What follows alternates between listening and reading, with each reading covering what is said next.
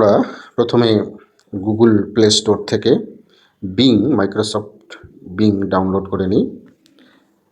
বিংয়ে log in করার পর copilot পাবো। কোপাইলটে টাচ করার পর আমি এখানে অ্যাডে যাই। অ্যাডে গিয়ে ফটো, আমি প্রথমে আমার যেটা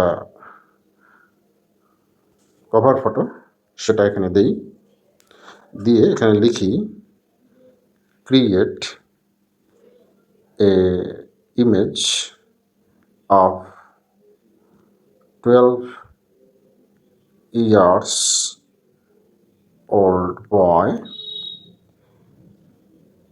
from the given image. Create image of 12 years old boy from the given image. এবার আমি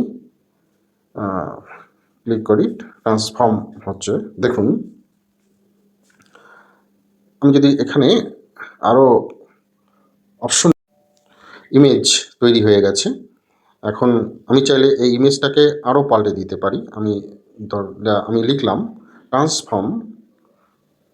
transform the image without spectacle.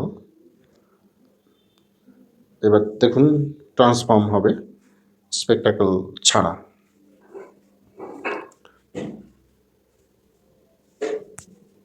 Image তৈরি হয়ে গেছে, ইমেজে চশমা নেই।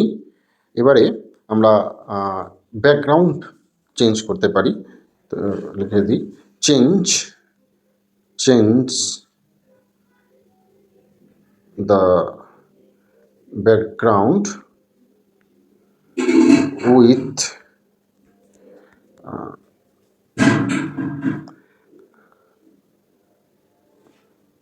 River.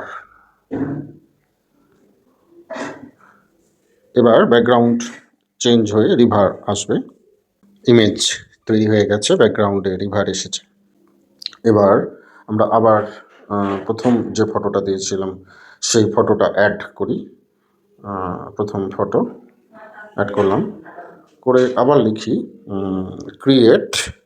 Create a image of 60 years old man from the given image. আমি age বাড়িয়ে দিলে কীরকম এআই ইমেজ তৈরি করছে দেখুন ইমেজ তৈরি হয়েছে। আপনার পছন্দ না হলে এটাকে অন্যরকমভাবে আরও ইনস্ট্রাকশন দিতে পারেন। আমি এখানে আরেকটা পিকচার অ্যাড করি, near the edge of the river.